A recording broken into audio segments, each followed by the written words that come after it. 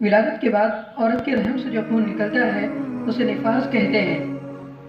دراصل یہ خون جمع شدہ آلائش ہے جو دوران حمل پیٹ میں پلنے والے بچے کی غذا بنتی ہے اور بچے کی پیدائش کے بعد رحم سے خارج ہوتی رہتی ہے۔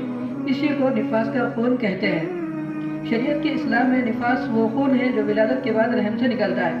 اب نفاس کی مدت ولادت کے بعد جتنا بھی خون آئے تو نفاس کا خون ہوگا، اس کی کم سے کم مدت کوئی نہیں ہے۔ البتہ ایک لمحے کے لیے بھی اگر خون آئے تو وہ نفاس شمار ہوگا، اور نفاس کی اکثر مدت 40 دن ہے۔ 40 دن کے بعد جو بھی خون آئے وہ نفاس کا خون نہیں کہلائے گا بلکہ استحاضہ کا خون کہلائے گا۔ البتہ کوئی عورت کو اگر ہر بار 40 دن سے زائد خون جاتا ہے تو اس کی عادت کے مطابق اس کو شمار کیا جائے گا، ورنہ 40 دن کے بعد نفاس کا خون نہیں بلکہ استحاضہ کا خون شمار کیا جائے گا۔ 40 دن کے بعد وہ غسل کرے گی اور اس کے بعد نماز پڑھے گی۔ آج کل ڈیلیوری کے لیے عموماً سیزر کیا جا رہا ہے، آپریشن کیا جا رہا ہے اور آپریشن کے ذریعے بچہ نکالا جا رہا ہے۔ تو ایسی صورت میں عورت کو بعض دفعہ خون آتا ہے رحم سے اور بعض دفعہ نہیں آتا، یعنی آپریشن کے وقت عورت کے رحم میں جو خون ہوتا ہے اسی وقت پورا خون نکال دیا جاتا ہے، تو اب اس کو خون نہیں آتا۔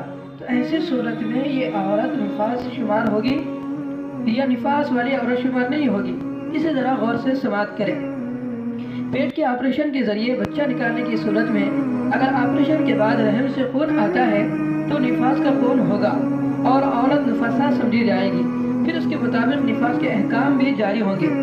لیکن اگر آپریشن کے بعد رحم سے خون نہیں آیا تو نفاسہ نہیں ہوگی اور پیٹ سے نکلنے والے خون کو نفاس کا خون نہیں سمجھا جائے گا اور نہ اس سے نفاس کے احکام متعلق ہوں گے، بلکہ وہ عورت اس کے بعد غسل کرے گی اور نماز بھی پڑھے گی۔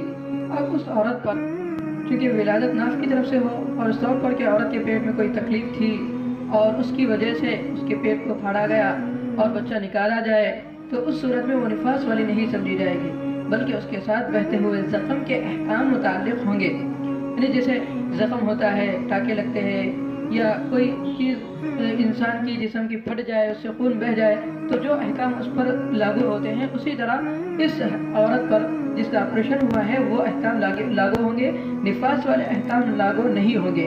لہذا وہ عورت کیا کرے گی؟ جس حالت میں ہے، اگر بہت زیادہ اس کو تکلیف ہو رہی ہے تو بیٹھے بیٹھے نماز پڑھے، لیٹے لیٹے نماز پڑھے۔ تو جس طرح بیمار کے احکام جاری ہوتے ہیں زخمی آدمی کے، اس کے بھی احکام جاری ہوں گے۔ وہ اپنی نمازوں کو ادا کرے گی، نماز کو نہیں چھوڑے گی۔ البتہ اگر آپریشن کے بعد بھی خون جاتا ہے تو نفاس ہوگا، خون نہیں جاتا تو نفاس شمار نہیں ہوگا، وہ عورت نمازوں کو ادا کرے گی۔ بیماری میں ادا نہ کر سکے تو بعد میں ان نمازوں کی قضا کرے گی۔ اللہ ہماری تمام ماں اور بہنوں کو اسے سمجھنے کی توفیق نصیب فرمائے اور اسی کے مطابق اپنی زندگی کو گزارنے کی توفیق نصیب فرمائے۔